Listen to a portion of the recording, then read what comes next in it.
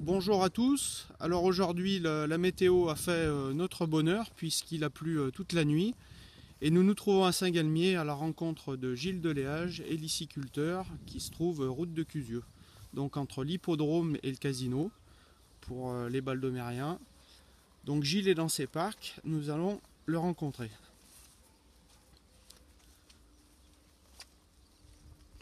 Salut Gilles. Salut Richard. Alors présente-nous l'escargot Baldo.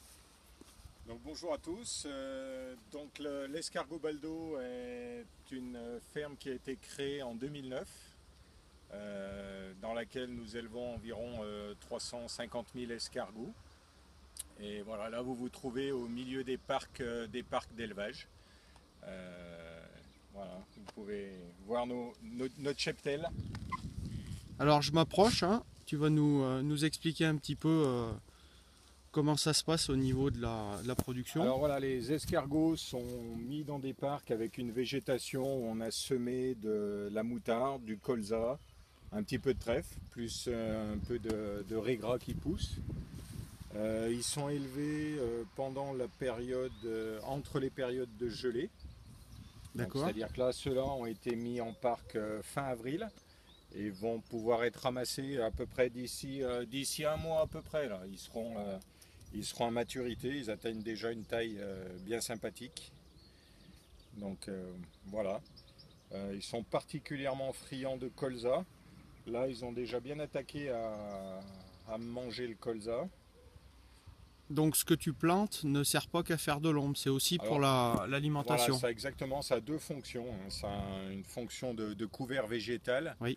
et à la fois de nourriture. Notamment, on voit bien le colza sur le parc où ils sont tout petits derrière.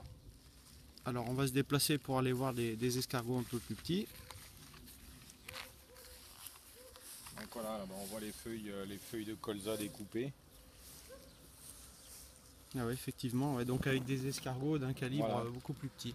Voilà, ceux-là ont été mis autour du 17 juin. D'accord. La difficulté, c'est qu'ils soient à maturité avant fin octobre, début novembre, avant qu'on attaque les premières gelées. Donc voilà, on leur met vraiment tout le confort pour qu'ils soient sans arrêt en activité et qu'ils puissent bien casser la croûte et bien grossir. Et qu'ils aient toujours à manger, ouais, effectivement. Voilà.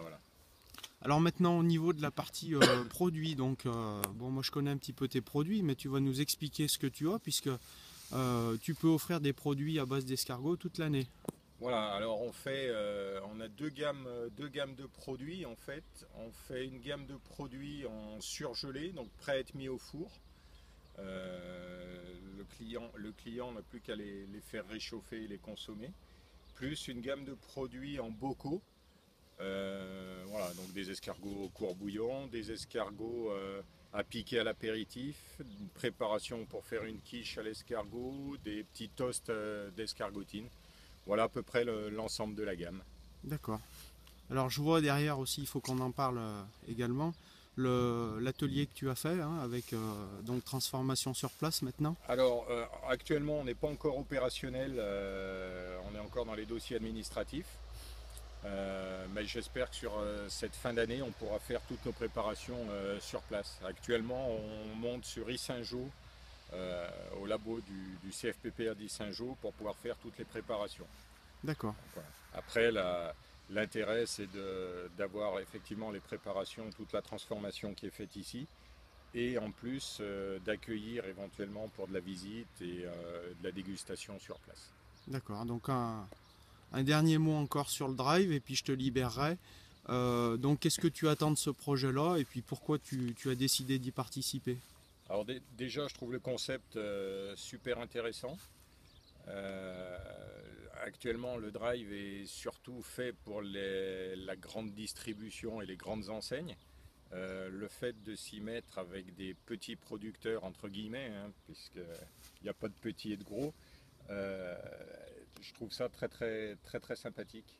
Et je pense que ça répond à la demande de certains de nos clients aussi.